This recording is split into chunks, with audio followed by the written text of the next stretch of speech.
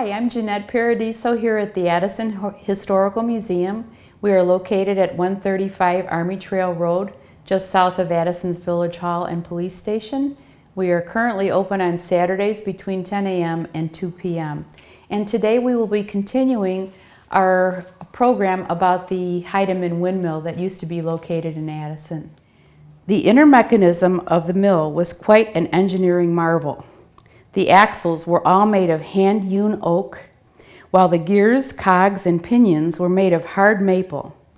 These cogs and pinions were as smooth as glass. On the first floor of the mill, a corn sheller crushed the corn before it was elevated to the bins on the third floor. There it passed through screens which cleaned the grain before it was carried by wooden chutes to the grinding stones on the second floor. Mr. Heidemann used two sets of grinding stones, one for grinding wheat, corn, and buckwheat into flour, and the other for grinding feed for the livestock. Each set of millstones included a stationary stone beneath a second rotating stone. He imported the millstones from France because stone from the Midwestern quarries shattered under grinding pressure. These millstones were 6 feet in diameter and 18 inches thick.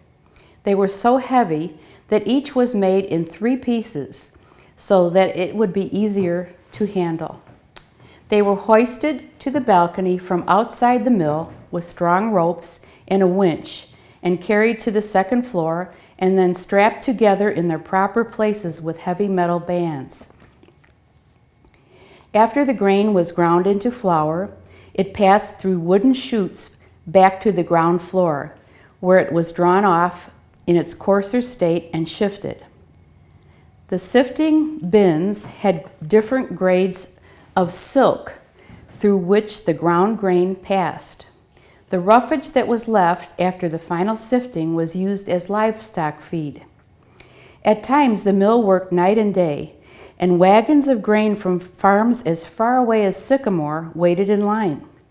When in full use, the mill's average production is said to have been 200 bags per day. The mill kept 2 men busy from 1867 until 1900, when less and less custom milling was needed by the area farmers. Eventually, Christian Heidemann turned the operation of the mill over to his son Henry, and soon Henry only ground flour for his family and friends, and ceased grinding operations entirely in 1928 when his last large millstone cracked.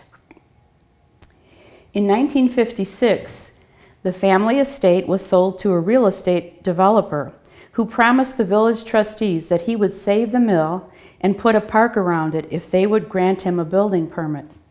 However, on the evening of September 8, 1958, the mill burned to the ground through the carelessness of youngsters who got in through a trap door in the floor of the storage shed. There is a bronze marker cast in relief and set in concrete on the southeast corner of Ronald and Sharon Drives, and it was placed there by the students of Old Mill School in the year 1979.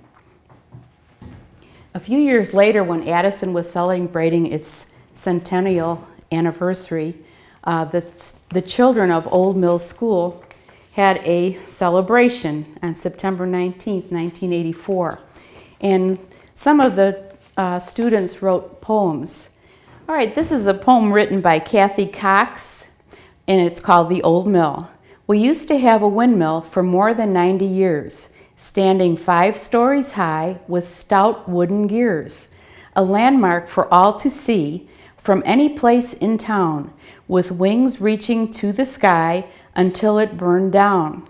Now most of us kids wish the mill were back, so we could watch the flour filling up the sack, so we could watch the wings turn just as they used to do in 1867 when the mill was new.